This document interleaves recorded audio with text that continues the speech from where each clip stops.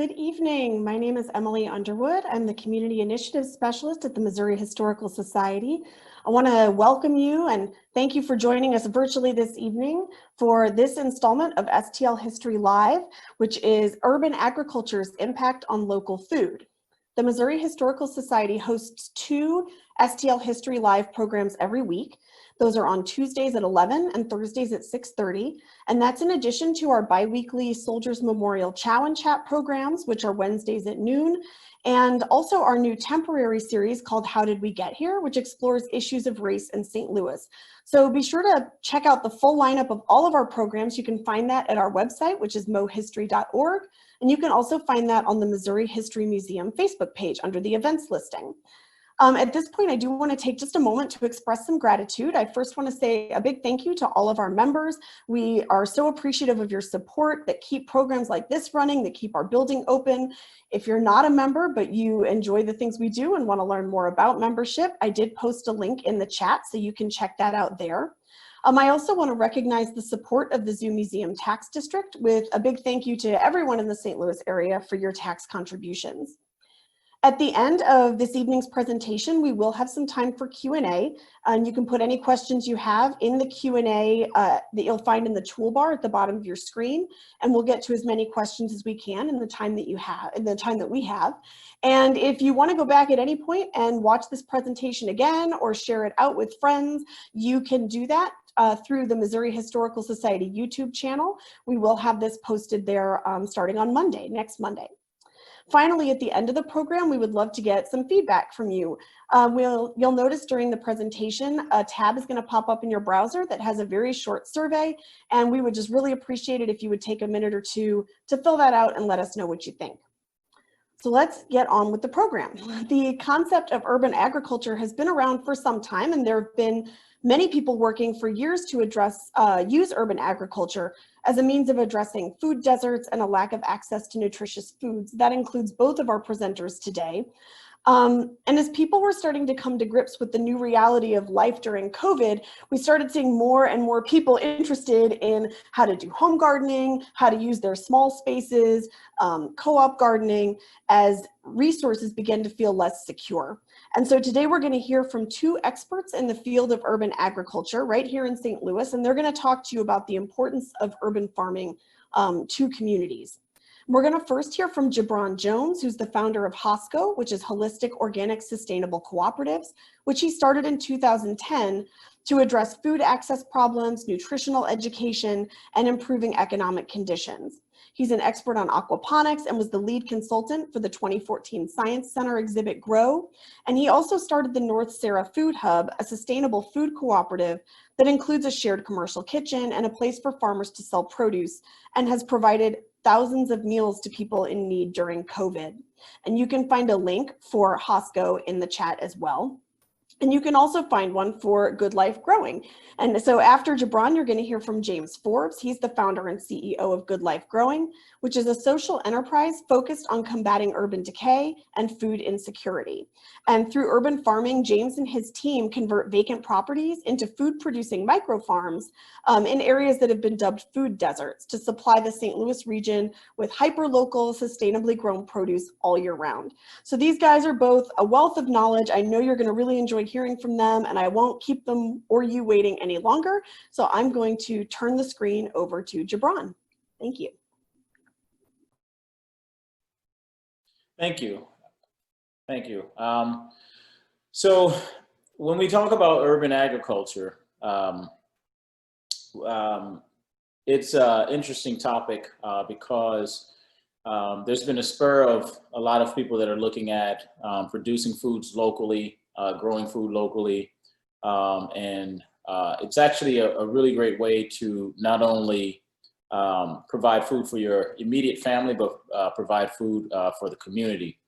And so my organization, HOSCO, started May 20th, 2010, when I decided to move back here to St. Louis and start growing food locally for the local community, and create a nonprofit, which is HOSCO, Holistic Organic Sustainable Cooperative Organization, that would then really focus on the educational aspect of getting the food out, or the information out on growing food yourself, but then also provide a way for people to understand the benefits of producing food locally, as well as how you can turn that into a entrepreneurial type of endeavor. And so throughout the years, my work has kind of expanded into a number of different areas. I've met a lot of great people.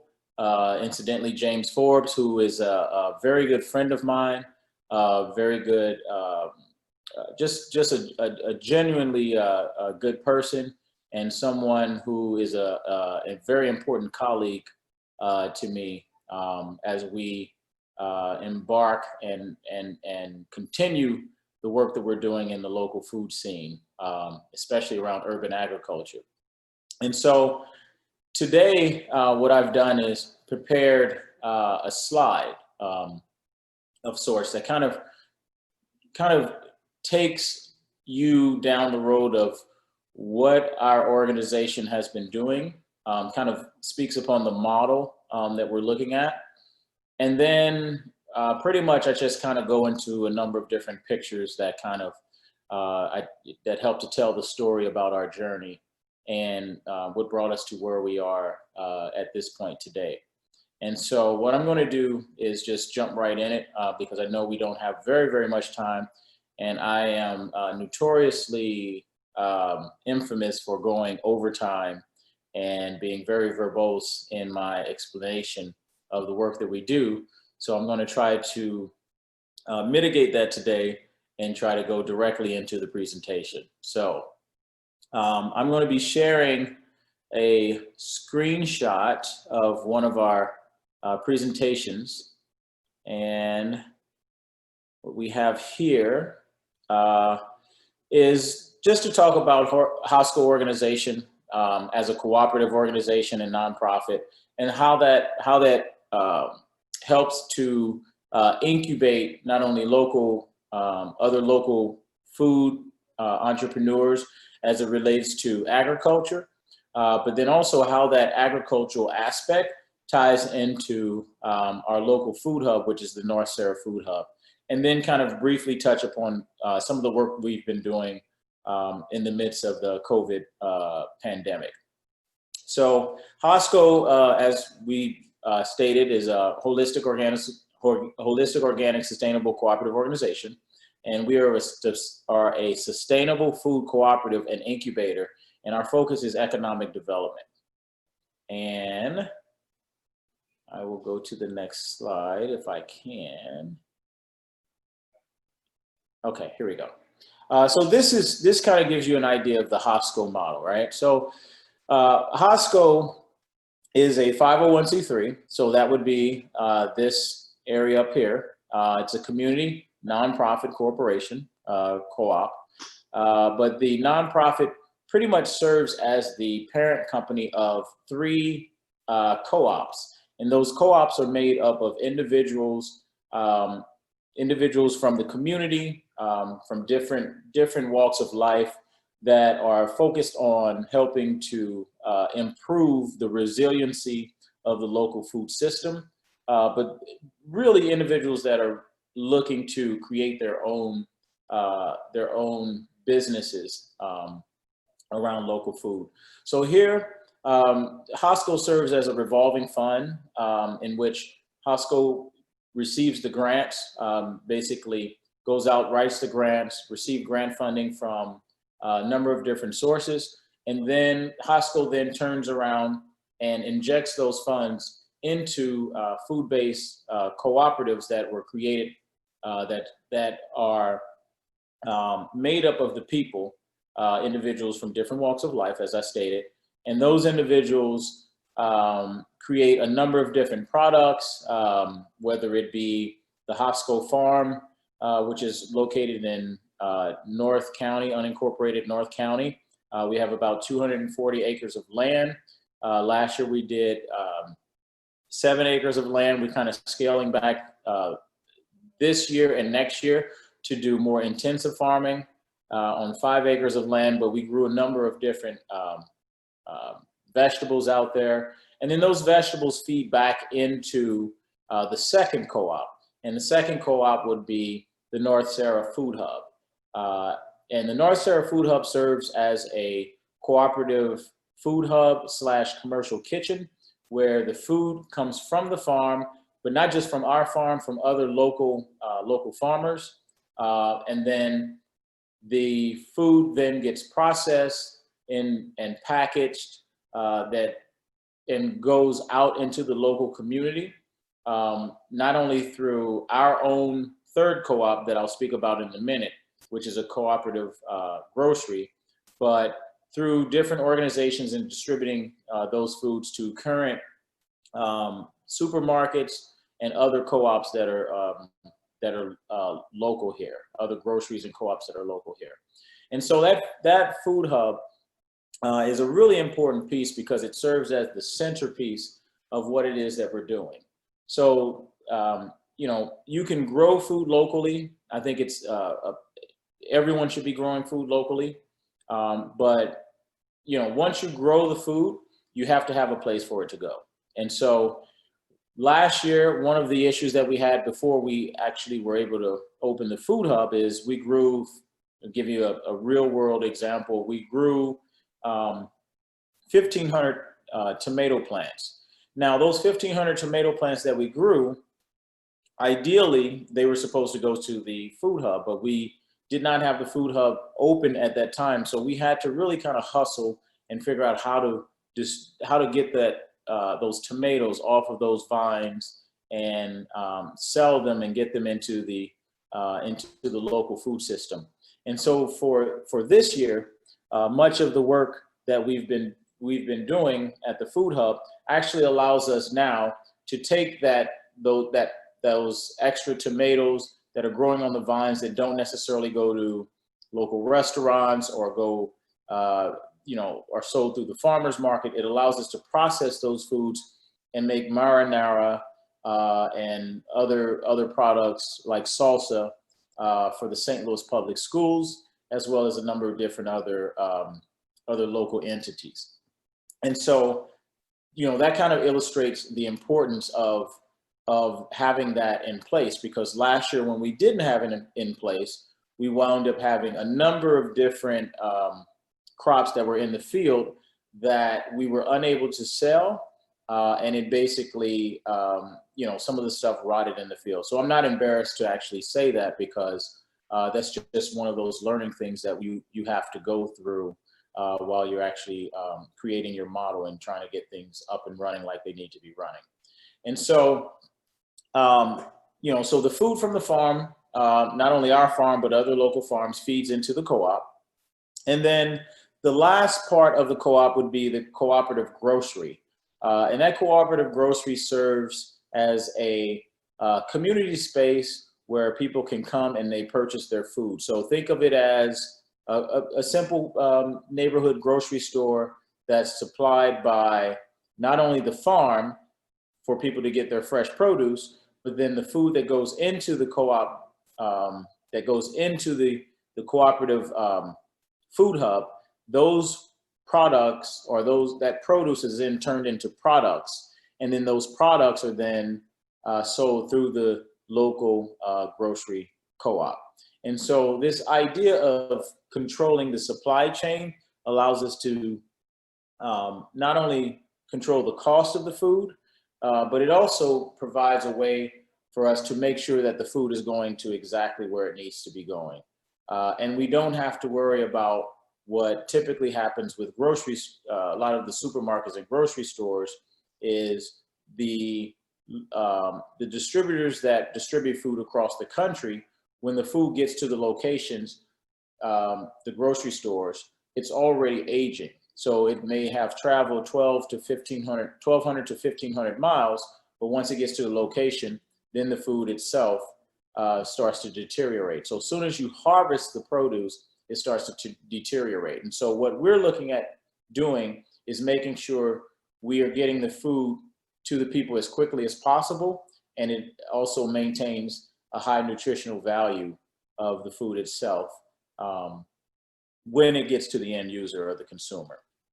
And so this infrastructure of not only having the farming, processing, packaging, and retail delivery system really becomes very effective in creating a resilient local food system. In addition to that, we also offer training from the agricultural side for individuals that are looking to get into this field, but also from the culinary side. So individuals that are looking to work within our food hub and processing kitchen to learn how to produce the foods that come from the farm. And then that also gives them the opportunity to get the skills that are needed to not only find a job in the workforce, but then if they have an interest in becoming an entrepreneur themselves, we assist them with that process. And so, what does HOSCO do? HOSCO, as clearly as stated here, we incubate farming opportunities, processing opportunities, and grocery co-ops. So excuse me for this one black screen here where the slide is missing our farm. But if you look at this bottom picture on this slide, you can see kind of like what we're looking at doing in terms of producing on the land. So we have about 240 acres. Next year, we're going to be doing a lot of sustainable crops, long-term crops like chestnuts, walnuts, things like that.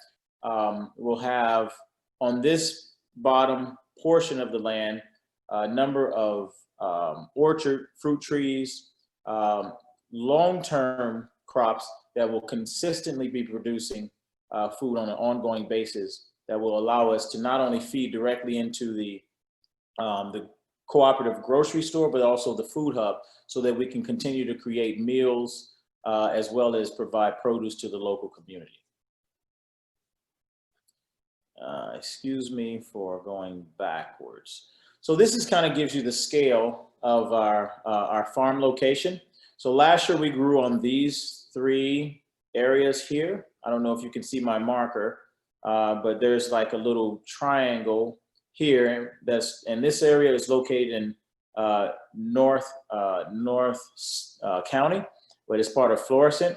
But then you can also see this whole swath of land that also goes all the way down to the river that represents our growing area. So right now, the focus is to continue to produce foods on this smaller area, this 7 acres here, but then also we're going to expand next year onto this larger portion of the property with some of our partners like Jason Gerhardt, who runs the Permaculture Institute, who's also one of the main partners on the land as well. And so the Permaculture Institute is actually located, it was located previously in Santa Fe. And if those who know the Permaculture Institute, it was created by Bill Mollison and his partner. But now Jason Gerhardt is the director of the Permaculture Institute. And as of last year, he relocated the Permaculture Institute from Santa Fe to our property, which is really great for the region because now we have the Permaculture Institute of the United States located out here on our property. And I made a mistake again. So, so going directly into some of the work that we've done in urban agriculture, the St. Louis Science Center was one of our first initial projects within urban ag. And they wanted to create a greenhouse, and this greenhouse, they wanted to produce foods on a small local level, but they just wanted to see what could happen, what was possible. And so we built this, as part of the new Grow exhibit, which is a permanent exhibit, we built this aquaponic system complete with a floating raft system, as you can see here on the bottom right slide. And the system is a 3,000 gallon tank system, although there is probably about 8,000 gallons of water that's running through the system at any given time, because in these types of systems, you have to have more water in the system than what's actually in the tanks itself, because as the water moves through the system, it has to fill these beds, and then the beds have to drain back down into the tanks. And so this particular system that we created for the St. Louis Science Center incorporated local students from Gateway STEM High School. Education is a very important part of some of the work that we do.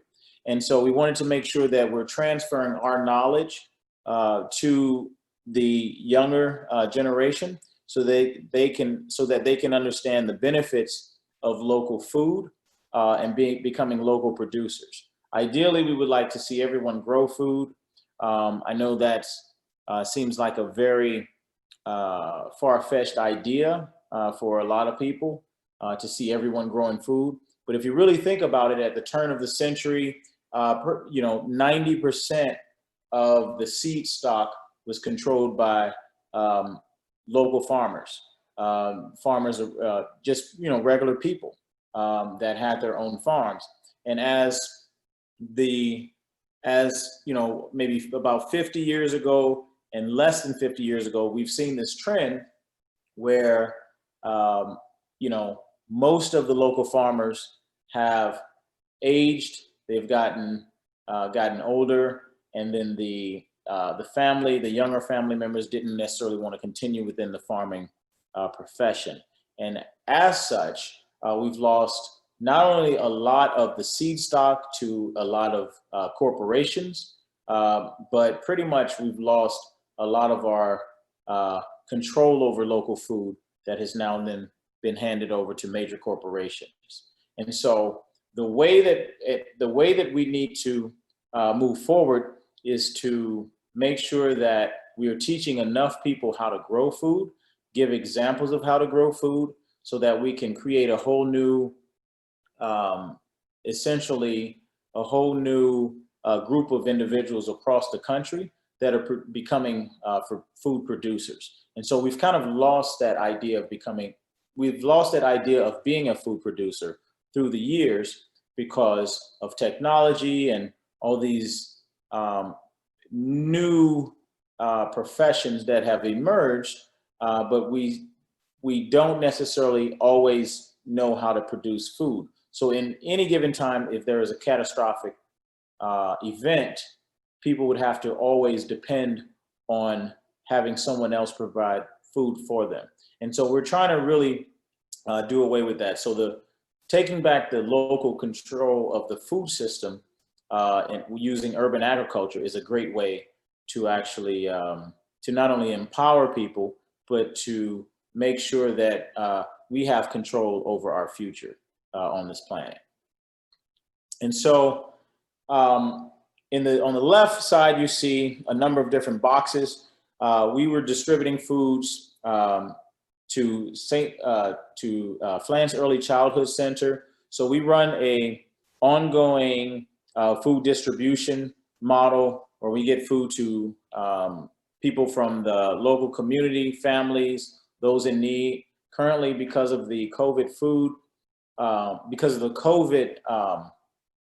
pandemic, we've been doing COVID food relief, which is basically us making sure that we get the produce and meals to individuals that are seniors that we don't necessarily want going out and becoming susceptible to the COVID virus.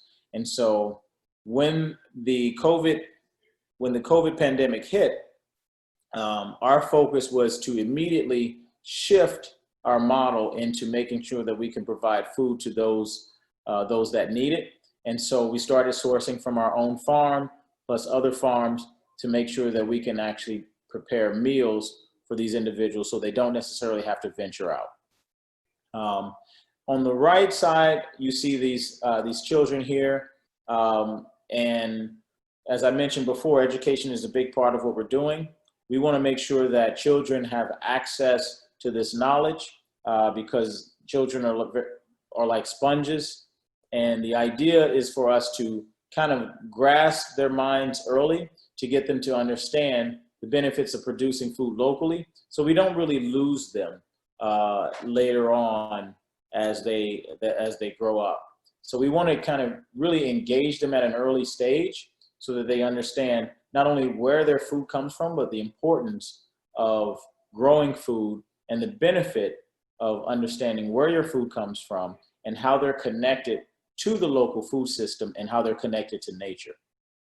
This is one of the products at the bottom right. You can see that we were growing. We did grow microgreens for quite some time. We were one of the largest microgreen producers in the St. Louis area. We were doing about 300 pounds of microgreens per week. But those microgreens, instead of us actually growing the microgreens, we were training other individuals to produce the microgreens. And so the reason why we did that is because microgreens have a very high value to them. And so we partnered with individuals in lower income communities to teach them how to grow the microgreens. And say, for example, if we were growing the microgreens and we were producing and selling them at $48 a pound, if we worked with different members of the community, we would basically split the revenues from that, and so they would be making $24 a pound. Which there's not very many vegetables that you can go into the grocery store and see them selling for $24 a pound. But then this also provided an economic benefit for those individuals, and it allowed them to, sustain a lot of the, their lifestyle, and that lifestyle, instead of depending necessarily on public funds, they were able to generate enough income so they don't necessarily have to rely on those public funds. And so here in the top left, these are some students from the Flants Early Childhood Center. These are students on the right that were part of a program that we were running with a school, in which we basically worked with a number of different students. These students were engaged in urban agriculture, but we wanted to try to challenge them and get them to understand that here in St. Louis, there's about 70% of the land is contaminated with lead. And so because it's contaminated with lead, we wanted to kind of challenge their minds and get them to look at other ways of growing food so that they could understand that you don't necessarily have to grow in soil. Although I am a huge proponent of growing on our particular land, I do have a background in hydroponics and aquaponics, and I wanted to share that knowledge with the students so that they can understand that there's no one way of growing food. This was part of a Lego League competition, and these students actually won the Lego League competition this year. Not this particular year, but the year back when we were doing this, which was about 6 years ago. And the actual theme was food insecurity. So these students had never grown anything before, and they went from not knowing anything about growing to designing and creating their own aeroponic system, and then pitching that idea of urban farming using aeroponics to the judges, and they were actually winners of the competition, which was huge. And so here's some more of our work at the Science Center. This is dealing with our workforce training program. We have these individuals over here that are literally creating rows for planting seeds. These individuals at the bottom, they're in the process of transplanting plants directly into the double bunk bed aquaponic system, where they're putting plants into the floating raft system.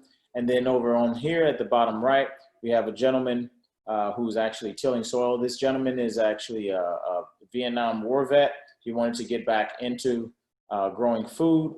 He didn't necessarily want to go back to work, obviously, but he wanted to do something that had an impact on the local community. I'm going to try to speed through this because I feel like I'm doing a not so good time on making sure I get through this presentation. So I'm going to kind of flip through some more of these slides.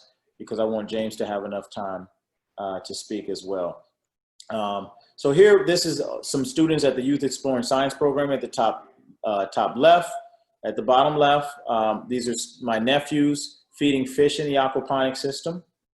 And on the right, some of my other students at the Youth Exploring Science program, where we taught students not only how to build aquaponic systems, but also grow directly into the soil.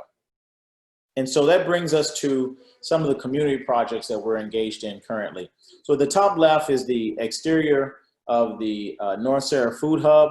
At the right below that, that is what the space looked like previous to us acquiring the space. On the top right, that's basically once the floor was laid down, that's what the space looked like. And at the very bottom, this is what our commercial food hub looks like now. And so from that commercial food hub, as of March 22nd, we've prepared 70,000 meals. Those 70,000 meals go out to seniors. And also from that location, we've distributed 199,000 pounds of food within the past 7 weeks. And so that food directly goes to individuals that are in the community. We have them come to our location and pick up the food, but we also distribute the food out to partnering organizations to make sure that food gets to different people that need it. And so we serve pretty much the whole entire St. Louis region, which includes North St. Louis, North County, South St. Louis, South County, as far as Fenton, Baldwin, and then even areas of East St. Louis. And we distribute about 3,200 to 3,500 meals per week. And those meals go directly out into the community to make sure that people are able to eat. And I'm just going to skip through this part to go to our culinary training to show some of the work that our students have produced. These are microgreens. This is some of our students that have created, that have gone on to start their own catering businesses.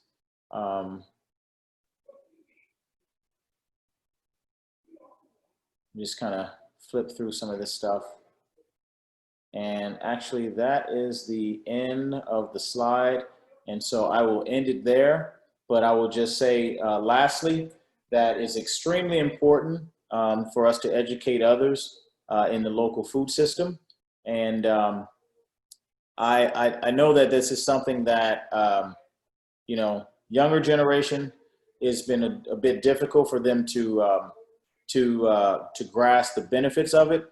But I think the more we start to work with the younger generation, you know, I've taught as low as pre-K, but also also as high as the high school level. I think it's important for us to engage those students on each level to show them the importance of what it is that we're doing and the benefits of urban agriculture and how that ties into local food production. And with that being said, I will end it there and yield to my very good friend and colleague, James Forbes, who I love so dearly, and I will stop talking. Right on. Well, Manager Brown, tough act to follow as always, my friend, but happy to step on up. And due to time constraints, I'm going to go ahead and just jump into the presentation I have. Hey, everybody. My name is James Forbes, and I'm one of the co-founders and current CEO of Good Life Growing. We're a social enterprise, and so we're not necessarily a traditional business, and we're definitely not a traditional nonprofit, although we are incorporated as both an LLC, and the LLC for-profit pretty much sells produce to the marketplace, and the 501c3 tackles and addresses all of our education, training, outreach, and helps facilitate our Department of Labor apprenticeship program. And yeah, so when we started Good Life Growing, it was almost accidental. it was a culmination of myself, my younger brother, who is also one of the co-founders, a good buddy from high school named Matt, who was just finishing up his master's with an emphasis in criminal justice, and my mom, who is our expert soil gardener that kind of taught us everything that we knew going into the soil. But for the most part, our mission, which is everything that we're focused on, and the vision are essentially changing society to the better by taking unwanted properties, vacancies, and blights and transitioning them into micro farms that have a dual purpose of being productive so that folks that decide they want to get into urban farming can monetize their efforts and their time, but then also take up some of the resources within the community to help out with one, just visual aesthetics, but then also to help increase property values and transition neighborhoods that are losing populations into attracting more folks. And we've done that ourselves. We started with just 1/4 acre in North St. Louis in the Ville neighborhood, to now we have 5 acres of outdoor micro farms throughout North St. Louis, East St. Louis, and a 40,000 square foot indoor farm located on the St. Louis City North Riverfront. It's right next to the Lumiere Casino. Under normal circumstances, I would invite everybody tuning in to hit me up and take a tour of the place. Still do contact me anytime at james@goodlifegrowing.com if you want to stay in touch and maybe check out some of the more hands-on activities that we do have. We're pretty much open organization where anyone that reaches out to us wants to take a tour, wants to learn a little bit about what we do. We're happy to share that knowledge.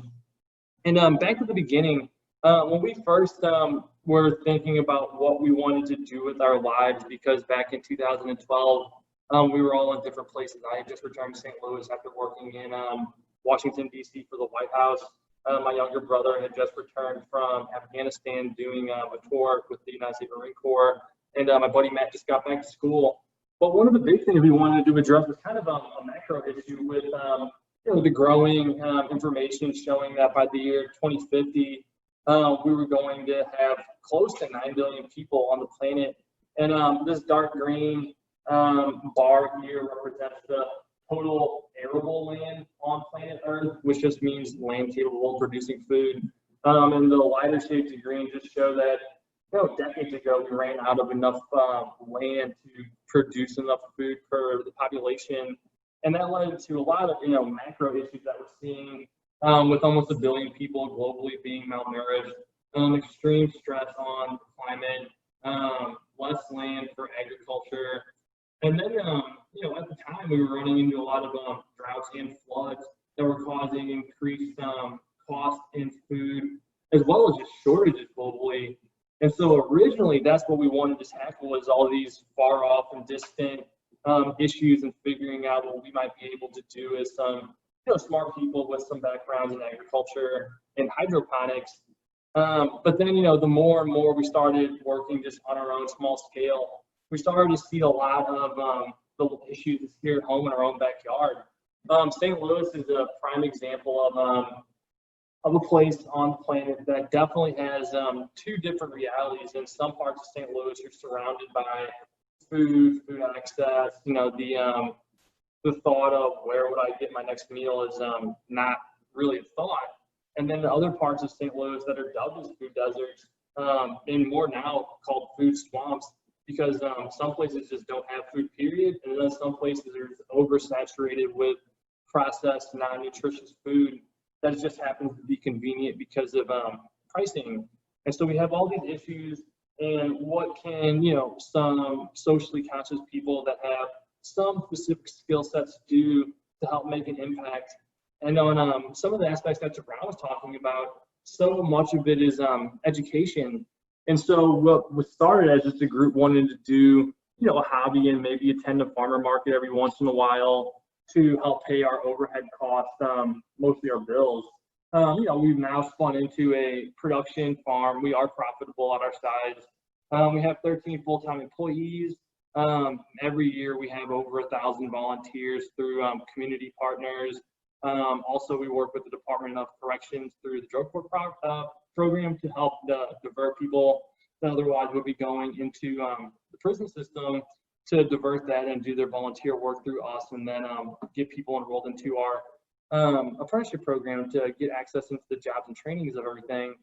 But one of the things about microfarming that we've come to notice is beyond just being cool and growing food, there are so many intangible aspects of it, like having an anchor organization within a community, like having that walkable hangout spot that is a community space, the convenience and location of being around, nature and food production without having to go to a more rural part of, the state.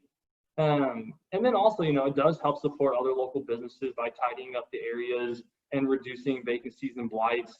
It does help us, by employing people and having other people learn how to get into farming and through the USDA process to sell.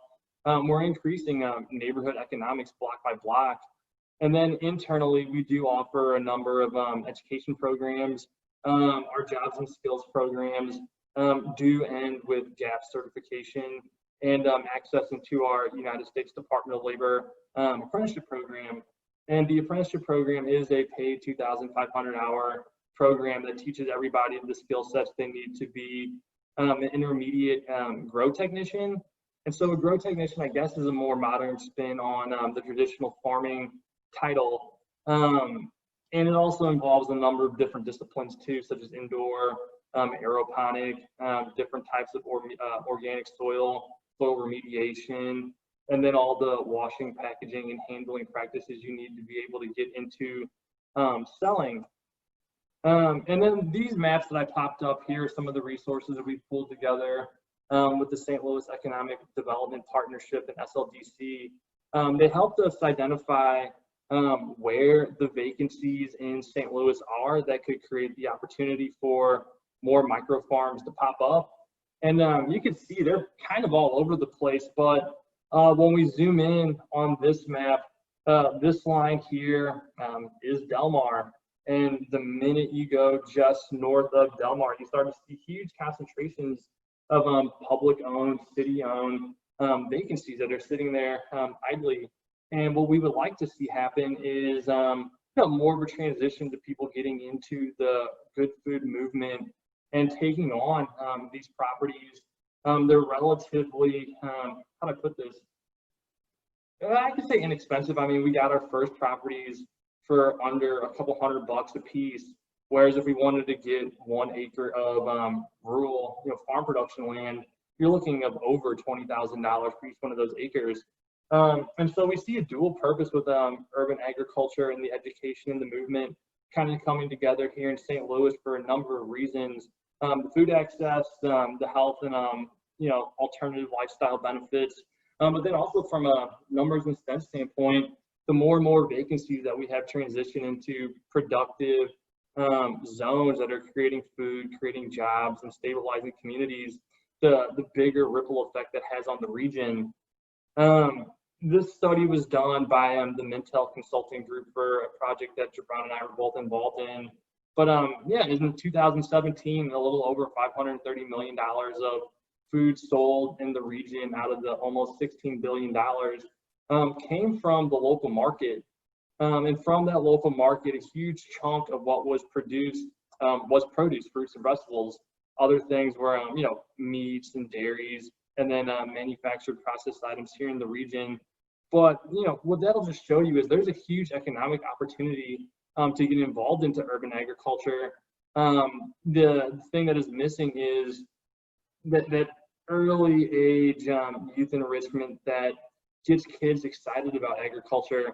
I can speak for myself as a 35-year-old millennial.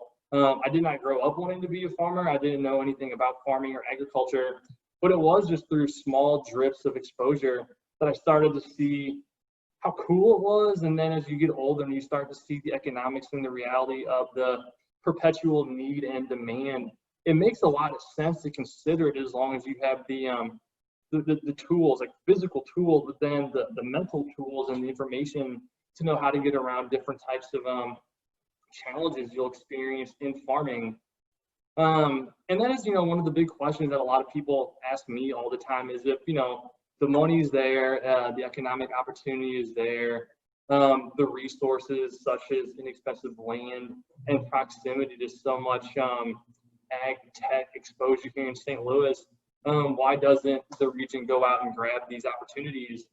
And there's a lot of reasons. I mean, when you break it down to the personal level, most local farmers within that 150 to 250 mile radius of the arch are primarily growing commodity crops. They're used to row cropping corn, soybeans, grain, and raising cattle. To some of these farmers that are masters of their craft, they have no idea how to grow, arugula or spinach when it hits 95 degrees. Vice versa, I have no idea how to row crop, 10,000 acres of corn. And then also in the St. Louis area, a lot of what people are facing is, the harsh realities of it gets pretty hot in St. Louis and it gets pretty cold in St. Louis, making it tough to keep this economically going in the extreme heat of the summer, and then definitely in the dead of the winter. And then, our local population really isn't that exposed to traditional farming. The big disconnects can go back, generations when supermarkets started popping up and less people were, with their grandparents, growing tomatoes and, sweet corn in their backyard, and more people getting into, technology, getting into industry, getting into commerce, getting away from agriculture. I gotta slide my screen over here so I can read the other part. Oh yeah, and then just not enough consistency with the yield that you're generating. It's really easy on paper to make a plan and have a lot of cool pictures and say that on X amount of acres of land I'm going to produce X amount of heads of lettuce, I'm going to sell Y amount for Z dollars, and then it hails or it rains really hard or it doesn't rain at all, or it frosts late in the season, so on, so on, so on. And then when you think, I want to look into this online, you'll see a lot of people talking about the rise of indoor farms and indoor agriculture. The challenge with that is it's one thing to watch a edited video. It's a totally different thing to step into an indoor setting, learn the NPK cycle, the nitrogen, phosphorus, and potassium cycle, just to even get your plants to grow, not in the soil, let alone thinking about micronutrients like magnesium and calcium. Oh man, I can go on about this stuff all day, but definitely if anybody has any questions about indoor agriculture or outdoor agriculture, and you want to talk outside of this presentation, again, you can just email me at james@goodlifegrowing.com, or if you message our Facebook page, it's most likely me that's going to respond to it. And then the last thing I wanted to touch on quickly was that we're just behind the curve on indoor growing operations. Again, because it's not really that popular of a topic, and really hadn't been up until recently, and among any demographic. But here in St. Louis, there's a lot of, love and passion for sports. I love sports. There's a lot of love and passion for getting together in your neighborhood and in your community and going through a lot of different activities, but it's not really in the school curriculum. And outside of a few places, such as DeBron's exhibit at the Science Center or visiting us down at the Grain Incubator, it's actually really tough to see a large production indoor farm in the area, just due to being surrounded by tons of commercial farms. And so one of the areas that we're focusing on now is the expansion of our indoor division. That is what that 40,000 square foot farm is focused on, is 100% indoor agriculture. We do vertical farming with the grow rack design system, kind of like the one that we put up here. And that was in an effort to, go bigger than where we had been the last 5 years. Got pretty good at taking over vacant lots, bringing in, raised organic soil, putting out weed barrier, irrigation systems. Pretty good at having greenhouses. But my big passion, though, has been from some experiences I had in Milwaukee with some of the larger indoor farms there, and just how much of an impact they were making economically, and then also in the community with providing jobs and educations to make big supply shifts. And we talked about aquaponics, a couple of times verbally, but really quickly for folks that aren't familiar with it, aquaponics is pretty much the exact same thing as hydroponics. The one big difference is that in hydroponics, you're using a lot of liquid fertilizers, synthetic fertilizers, a lot of organic fertilizers too, but you have to keep putting fertility and nutrition back into your soil to feed the plants. That is aquaponics, except you add fish to the water supply, the reservoir, the tank, whatever you want to call it, and the fish biowaste produces all of those macro and micronutrients that you need to grow plant life. We've been doing this officially since 2013, and it originally did start as a hobby. We just wanted to have our own big outdoor urban farm to reduce our own grocery bill and a place to play frisbee with our dogs. But it was those hands-on, face-to-face interactions with people from specifically the Ville neighborhood when we first got started and expanding, but just people coming up and breaking down a lot of the myths that a lot of people have about what it's like in North St. Louis and what you might expect by reading a lot of the headlines in the newspaper. Overwhelmingly great people, really interested in the stuff that we were doing. A lot of kids that would come, after school, skip out on hanging out with their friends to come learn with us and, raise plants. And so we've done that aspect of everything, a pretty good grasp on what that looks like, what production looks like, what the challenges are. And we do think now is the time for indoor farming to take a real serious step forward, not just locally, not just nationally, but also just globally, because as one thing that this pandemic has shown is that our sense of security is not always what it seems. Same with food production. On those earlier slides, those issues with growing populations, rising cost of food, and then scarcity of healthy food options, they haven't actually gone away at all. They've only gotten worse and exacerbated by what we're seeing now. So that need to be a lot more resilient as a region, or more evident than ever. And if you don't believe me, keep going to the grocery store every week and as prices keep trending upward, you'll see what I'm talking about. And yeah, I gotta really keep going on some of these slides. And so we've combined a number of different growing systems that we've designed over the years, and improved upon a lot of the prototypes we've had, in operation in our greenhouses, and really put together what we think is a really awesome grow system that is a singular pump, closed loop cycle growing system.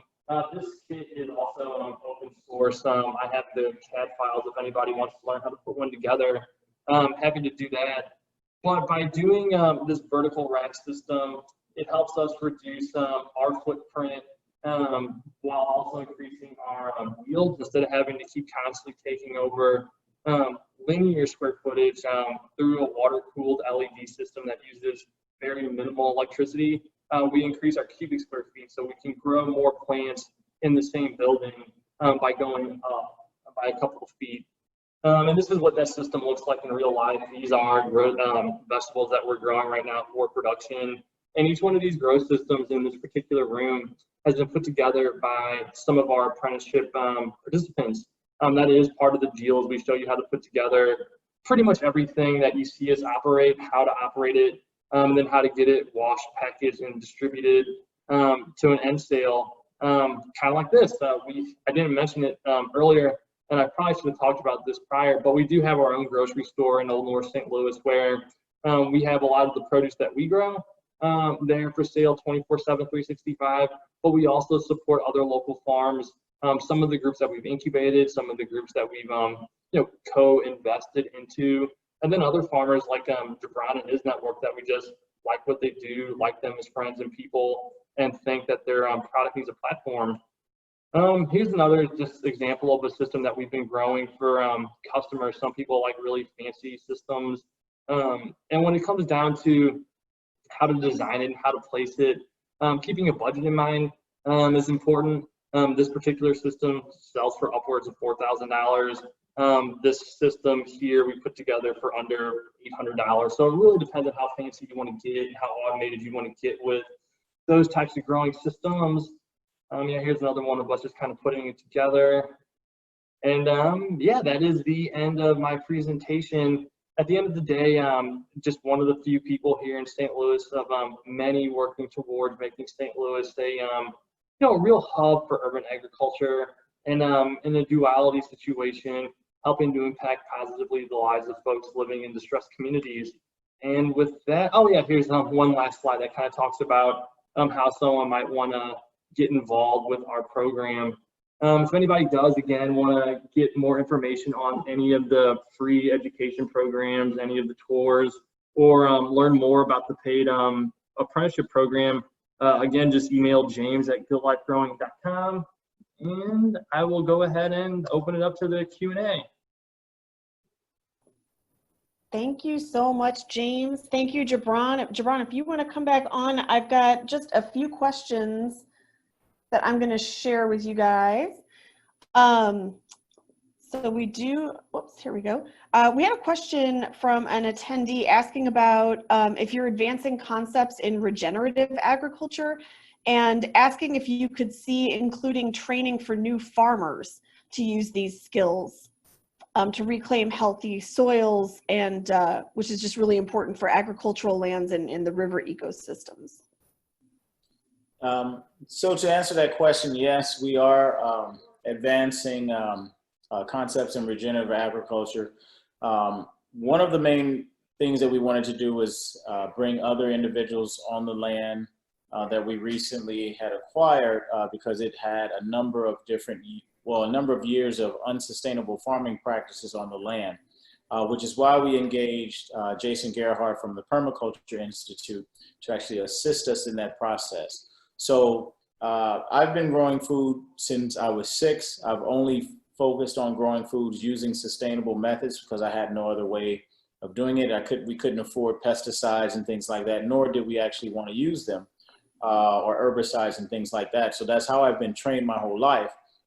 But I'm not necessarily, I'm not a master at that, and that's not something that, because I'm engaged in a number of different aspects of the business, I felt it was really important to bring someone on board who really had those skill sets. And so that's why we work closely with Jason Gerhardt from the Permaculture Institute, as well as his organization, Real Earth Design, that helps us to not only design these sustainable practices that we can use long term, but really to show an example of how things need to be done for a number of different landowners that may have land that have not necessarily had the best ideas or the best use of the land, where they weren't able to manage the land because it's a large, they had large swaths of land and they would just rent it out to people to farm corn and soy, which is typically what you see and what has happened with our land. So our focus is really this year, we did grow last year. Our focus this year was to really heal the soil. And so we're implementing a number of those practices currently. So we scaled back our production this year so we can start implementing those practices this year, and then increase those practices next year to really look at the land as a long-term, 3, 5, 10-year plan to really be sustainable on the land. I have a question about, so for someone like me who's a novice in growing their own food at home, but who's maybe wanting to try it out or get their kids into it, do you have recommendations for like the starter, like what are the good starter vegetables to grow in St. Louis in this kind of climate? I would say a good starter plant for something to do at home that would be relatively easy, not that frustrating and beneficial. Would really be getting just a couple of pint size, like plastic containers, or just containers, don't have to be plastic, to grow herbs. And if you wanted to start simple with something like basil or mint or sage or thyme, you can put those in really shallow pots and just put them in your windowsill, and so you'll have those growing pretty much as long as there's enough sunlight. You'll have those for fun.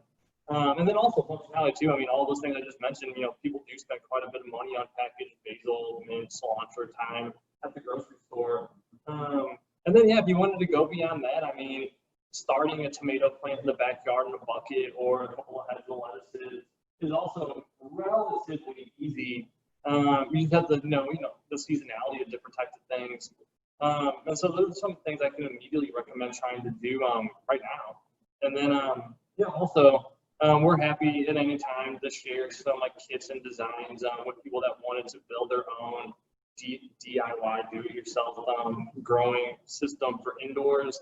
And then for outdoor applications, yeah, we have little notes and cheat sheets on what to do for pests, preventing weeds, and then also being big advocates, touching on that last topic for composting, reducing the amount of waste that you're putting into the landfill.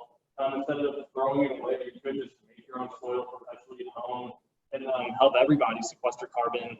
I don't want to go on too much of a tangent because I'm seeing it's 7:30. But when I saw that Q&A thing pop up a couple of minutes ago on the regenerative farming practices, that is a massive issue that goes super far beyond what we could do just in a urban farming setting.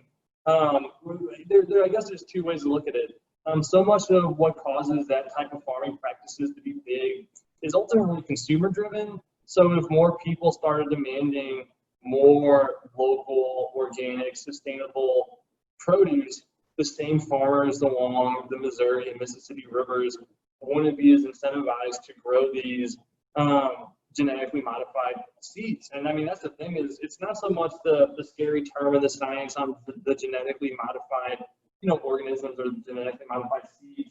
It's that those seeds are bred to withstand pesticide packages. And so when you have people spraying, one specific pesticide over one or two specific crops, that's where you start to see the soil runoff and erosion. And that's where you also start to see a lot of that pollution in local water systems. And that goes back to economics, is if you're that farmer that owns that 10,000 plot of land, are you going to make X amount of dollars, or are you going to not make X amount of dollars? And if you're in that person that's not going to make X amount of dollars, you got to be a really, really good person to say no to the guaranteed farm bill subsidies you get. Thank you. And you're right, we are getting close to time, but I did want to just ask, so I know both of you have a strong focus on kind of education and community. And so we were just curious about, especially now working with school kids and things like that, what your plans are for managing classes, education. Are you doing things virtually? Just since I know schools won't be in person, and just curious how you're managing those kinds of things. On our end, we have done a lot of just virtual stuff, just by way of schools reaching out to us and giving us a Zoom link to do a walkthrough, the green incubator, one of our farms, to kind of do like a remote field trip.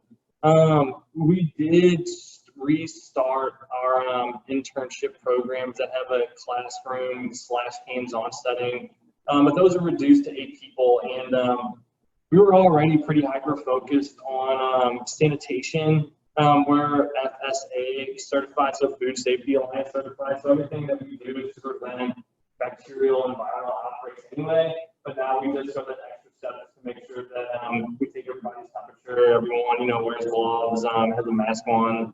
And as far as, the bigger things that we used to do, I mean, this is as far back as like March, but I mean, we've had to pause a lot of our bigger field trips. We would average around 50 people to show up to a field trip. We're still trying to figure that out, but in the meantime, we do have videos and an online curriculum that we've been using for the last couple of weeks. And then, yeah, we'll be updating everybody through our own media outlets on what else they can expect. But as far as the internship program and the apprenticeship program, those have both restarted as of the beginning of July. Wow, I forgot what day it was already. And yeah, for us, I would say the same thing. Previously we had individuals, students, number of different schools, and people that wanted to learn as part of our apprenticeship program come out to the farm, because we ran a couple different apprenticeship programs, one on the ag side and one on the culinary side. So with the ag side, we're looking at, as James mentioned, we're looking at doing the same thing, online, YouTube channels, also Zoom meetings, Zoom trainings, and things like that. Next year, we're partnered with Tuskegee University, so we're looking at working with some of their students as well that don't necessarily get the hands-on farming experience. They wound up, they go through the actual programs in the schools, but they don't actually get the hands-on farming. So we're looking at collaborating with them on a number of different areas where we can do some Zoom training.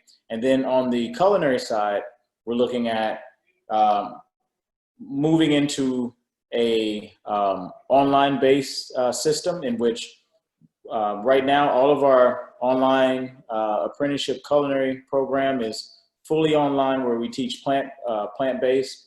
We have a number of different videos, quizzes, and tests that they can do online. And then the final test, we actually allow them to come into the kitchen so that we can see that they actually have proficiency in specific areas. And then we judge them on the proficiency in those areas based on what they can exhibit inside of the kitchen. But we limit that to a certain amount of times, and only 1 to 2 individuals are allowed to come into the space at the same time, so that we can make sure we keep our distance. And then we have certain protocols that are put in place as well when they enter the facility. And so these are a number of different ways. Because of COVID, we've had to adjust our training to essentially to adjust to COVID. So I think online is a very good way of doing that. But like I said, with the culinary, we still have to see the proficiency in real life and see that they actually know how to actually prepare a meal, and we have to be able to taste it as well to make sure that it tastes well. So can't just do videos with that. We actually have to have the students inside of the kitchen to do the testing as well. So that's kind of how we've been working with that. Well, thank you both. We are at our time for the evening. I know we probably could have gone on and on because I've got lots of questions myself, but thank you to both of you, James and Gibran. Thank you to everyone who tuned in tonight. If you do want to go back and reference this video again or share it out with people, as I mentioned in the intro, it will be posted to the Missouri Historical Society YouTube channel starting on Monday. And you can also get the links the next few seconds here while we're still live. You can grab those links off the chat for Good Life Growing and for HOSCO, so you can go visit their sites as well, where you can get a lot more information there too, and the contact information if you have more questions. So thanks again. Oh, and don't forget to fill out the survey that'll pop up in your browser as well. Thank you so much, and we'll see you next time. Bye. See you, everybody. Have a good one. Thank you, everybody.